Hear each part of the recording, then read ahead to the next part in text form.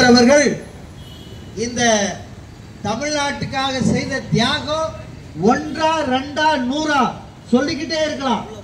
அவ்வளவு தியாகம் பண்ணியிருக்காரு. உப்பு சத்தியாகிரகத்துக்காக தண்டி யாத்திரை புறப்பட்ட போது அவரை கைது செய்து 9 ஆண்டுகள் சிறைச்சாலையில் இருந்தார். அப்படிப்பட்ட ஒப்பற்ற தலைவர் இங்க உண்டா? தமிழகத்தில் உண்டா? அவர் 9 ஆண்டு சிறையில் இருக்கும் போதுதான் இந்திய ஆங்கிலம் சரளமா படிச்சார். அவர் பாருங்க, காமராஜர் 6வது படிச்சாரு. ஆனா 9 ஆண்டு சிறையில் இருக்கும் போது இந்திய ஆங்கிலம் தெல்ல தெளிவாக கற்றறிந்தார். அப்படிப்பட்ட ஒப்பற்ற தலைவரை பற்றிய தியாக சுவடுகள் கொஞ்சமாச்சும் பாராளுமன்ற உறுப்பினர் சிவாவுக்கு தெரியுமா? எங்களுடைய தென் மாவட்டத்துக்கு போய் பாத்தீங்கன்னா இவர் வராருன்னு அங்கங்க போஸ்ட் ஓட்டின எங்களுடைய சமுதாய சொந்தங்கள் இருக்காங்க. திருச்சி சிவா பேசுறாரு, திருச்சி சிவா பேசுறாருன்னு. ஆனா இவருக்கு காமராஜர் பத்தி ஏதாவது தெரியுதா? தெரியல. சசிகலா புஷ்பா பத்தி தெரியும் அவருக்கு. ரூம்ல என்னென்ன பண்ணாரு இதெல்லாம் நான் பேசினா எங்களுக்கு மரியாதை இல்லை. எனவே அவை நாகரி அறுத்தி சில இதெல்லாம் நாங்க விட்டுறோம். நீ என்ன பேசுறீங்க? நைட்டு நல்லா ஏசி ரூம்ல கும்மால அடிச்சு தூக்கிட்டு காலையில எந்திரிச்சு ஒரு டீயை குடிச்சிட்டோ இல்லது மசால் தோசை சாப்பிட்டோ வந்து காமராஜர் ஐயாவை பத்தி நீ மேடையில பேசுற. உங்களுக்கு என்ன தகுதி இருக்கு? இதை விட்டு வச்சு பார்த்துட்டு இருக்கிறாரு நமது தமிழக முதலமைச்சர். எங்கேயோ ஒரு சின்ன ஒரு இளவு விழுந்துட்டா ஐ சாரி, மன்னிச்சுக்கிடுங்க, மன்னிச்சுக்கோங்க. இதெல்லாம் சொல்ற தமிழக முதலமைச்சர் ஏன் உங்களுடைய பாராளுமன்ற உறுப்பினரை கண்டனம் தெரிவிக்கல? நீதிமன்றத்தில் கிடைச்சிருக்கு. உடனடியாக இன்னைக்கு இந்த கண்டன ஆர்ப்பாட்டத்தை உண்ணாவிரத்தை நடக்குதோ. ஆனா எங்களுக்கு இந்த இடம் கொடுத்ததே ரொம்ப நல்லதுதான். ஏன்னா மரக்கடையில் நடக்குதுன்னா திருச்சி பூரா சேர்ந்துடும் நியூஸ். இந்த மரக்கடையில மீட்டிங் நடக்குதுனாலே திருச்சி பூரா நடக்கும். ஆக இன்றைய தினம் பெருந்தலைவர் காமராஜரை பற்றி இழிவாக பேசினது மட்டும் இல்ல, காமராஜர் சொன்னாரா என்னன்னு, இறக்கிறதுக்கு ஒரு நாள் 2 நாளுக்கு முன்னாடி முன்னாள் முதலமைச்சர் கலைஞர் வருகிறார்கள்.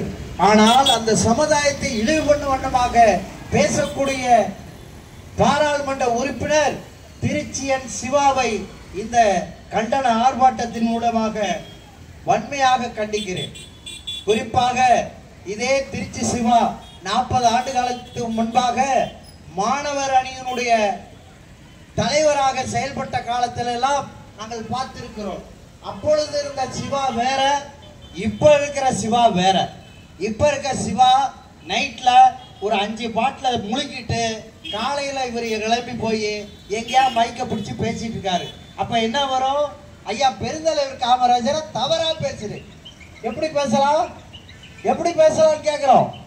பெருந்தலைவர் காமராஜர் வந்து என்றைக்காவது ஏசி கேட்டாரா? அவர் கார்ல கூட ஏசி இல்லைங்க. அவருடைய கார்ல கூட ஏசி கிடையாது.